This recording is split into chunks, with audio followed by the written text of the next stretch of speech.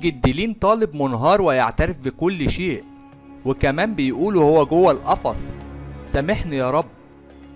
وأم لين طالب ترد عليه شوف عملت بحالك هيك يا وسخ. وكمان هنشوف مع بعض الظهور الأول لجد لين داخل السجن ولحظة دخول الجدة السجن. السلام عليكم وأهلا بكم. تفاصيل مهمة في قضية لين طالب بعد دخول الجدة السجن، وده مش بيكون العقاب لأن الجلسات لسه مستمرة.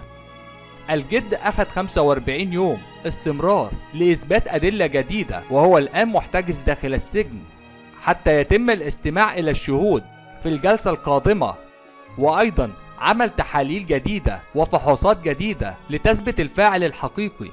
لكن كلنا عارفين إن الجد هو الفاعل الرئيسي في القضية، ولكن القضاء بيهمه أوراق ومستندات وأدلة، وإن شاء الله ياخد عقابه.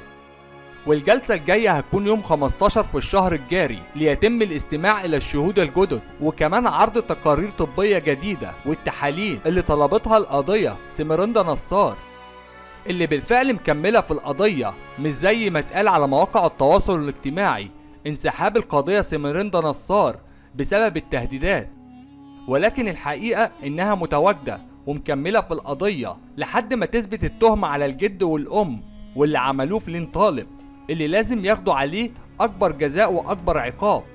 ياريت كل واحد بيشوف الفيديو يشير الفيديو على أعلى نطاق عشان نرجع حق لين طالب، وكمان الشارع اللبناني يهدى، لأن اللي عمله الجد شيء بشع جدا وجرم لازم يتحاسب عليه هو والأم الشيطانة اللي اتسترت على الجريمة.